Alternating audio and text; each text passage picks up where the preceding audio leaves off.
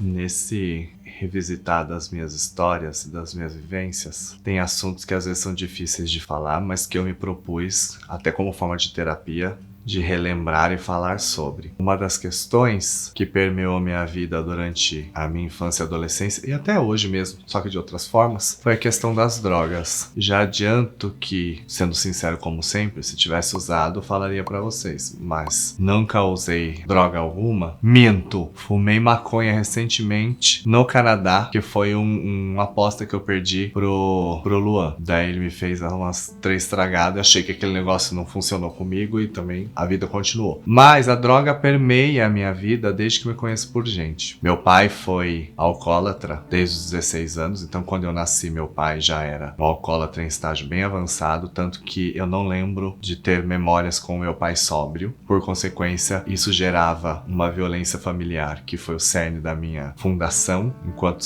criança e ser humano. E aí minha mãe, para aguentar tudo isso, começou a beber também. E com 5 anos de idade eu lembro que minha mãe chegava bêbada em casa e eu dava banho na minha mãe e cuidava dos meus irmãos pequenos. Consequentemente, com todas essas questões, eu comecei a trabalhar com 9 anos de idade para ajudar a sustentar em casa. Então eu brinco que hoje a criança interior que habita em mim é responsável por muitas coisas porque ela não teve chance de viver na época que ela deveria viver. E aí o tempo foi passando e eu sou o irmão mais velho de mais 3, né? Uma abaixo de mim e abaixo dela um outro, em 1 ano e 7 meses de diferença. Minha mãe se separou do meu pai, foi pro meu primeiro padrasto, que começou a bater nela com 1 semana de casado de novo.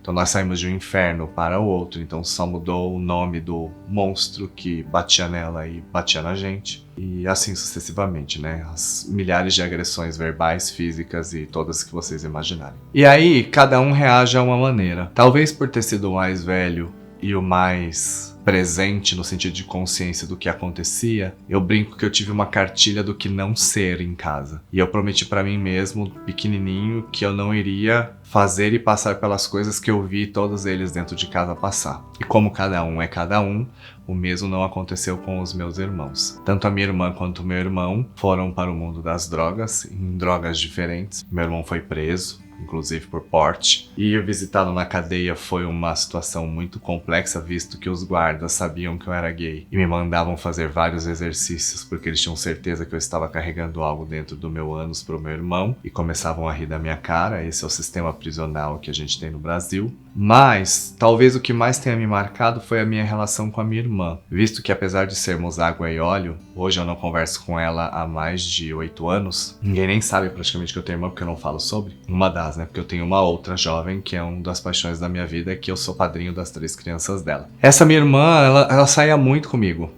Depois de um tempo eu comecei a notar que as atitudes delas estavam diferentes. Nesse emaranhado de confusão chamado vida, de tentar sobreviver a tudo que me acontecia, talvez eu não tenha olhado com a atenção que deveria ter sido, porque no fim a gente descobriu que ela estava usando drogas pesadas. Aí vem, pra quem já passou por uma situação dessa em casa, sabe que vem a negação, as mentiras, a não aceitação de uma série de coisas de quem é o usuário. Mas eu tô aqui para falar da experiência de quem está também ao lado, porque a coisa mais complicada da droga para mim, vou falar de conhecimento vivido e conhecimento sentido.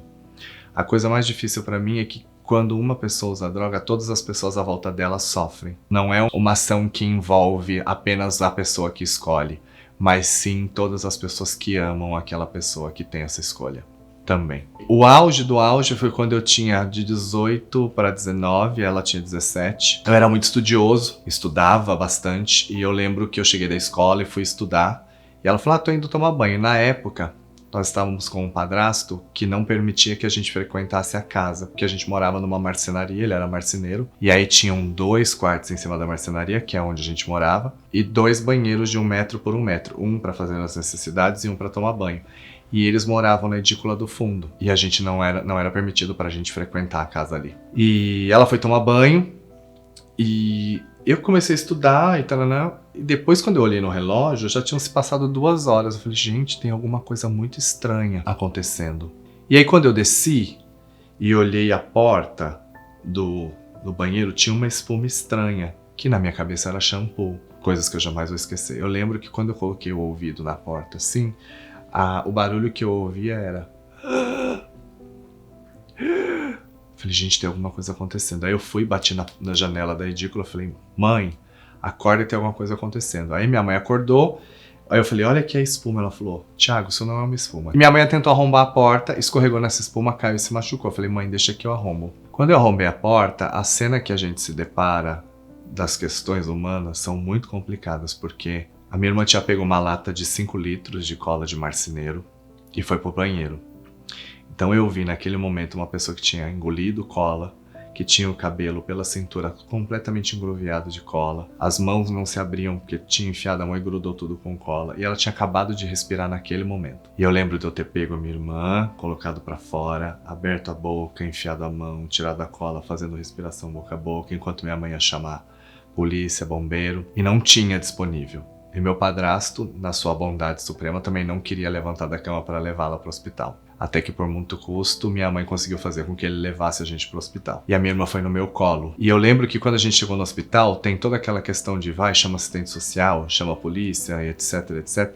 Quando eu me dei conta, eu estava de cueca no hospital, porque eu não consegui nem colocar roupa, porque as coisas aconteceram tão rápido. E quando eu relaxei no sentido de entender tudo que estava acontecendo à minha volta e não saber o que ia acontecer, a primeira coisa que eu fiz foi colocar as mãos na minha cabeça e puxar os meus cabelos. E desde então foi muito difícil deixar crescê-los. Talvez esse seja um dos motivos por que o Ícaro seja careca.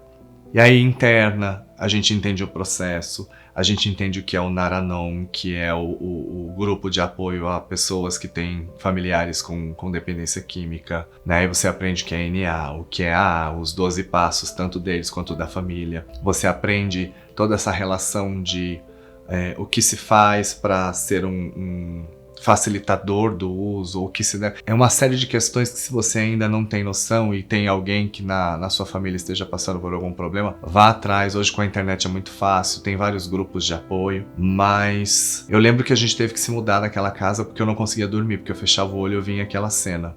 Por que eu falo que permeia a minha vida?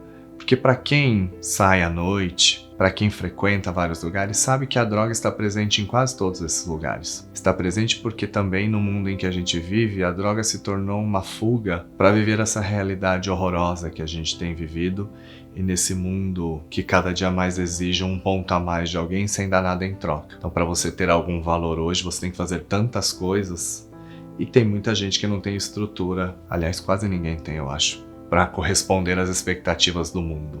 E a droga está ali, como um processo para quem quiser passar por. Longe de mim fazer julgamento de valor, porque quem sou eu dentro das minhas limitações e dos meus defeitos e das atitudes que eu fiz de cara limpa, ainda que talvez tenham sido piores do que o que muita gente fez com álcool e outras coisas no corpo. Mas o que eu quero dizer é, até enquanto drag queen, a droga atrapalha a minha arte. Porque para quem não sabe, na década de 2010... São Paulo tinha mais ou menos 33 boates LGBTs para se fazer show. Só que, com o avanço do uso das drogas, quanto mais drogadas sob o efeito de drogas as pessoas estão, menos elas estão interessadas que aquela vibe, aquela vibração, aquele momento se transforme. E quando o show de drag acontece, a música tem que parar, as pessoas têm que prestar atenção. Então, vários desses lugares que existiam, as pessoas que frequentavam e usavam drogas começaram a reclamar para os donos de boate que os shows de drag atrapalhavam a curtição da vibração que o uso do tóxico dava para elas. E como dono de boate está visando lucro, é muito mais fácil agradar quem paga a entrada do que fazer uma arte em cima do seu palco. E muitos desses palcos deixaram de existir para a arte para continuar existindo para a droga. É algo que tem várias ramificações complexas. Isso aqui é só um en passant. Volto a dizer, quem sou eu para dizer qualquer coisa, visto que eu não sou uma pessoa estudada nos trâmites químicos, bioquímicos e de usos e afins psicológicos.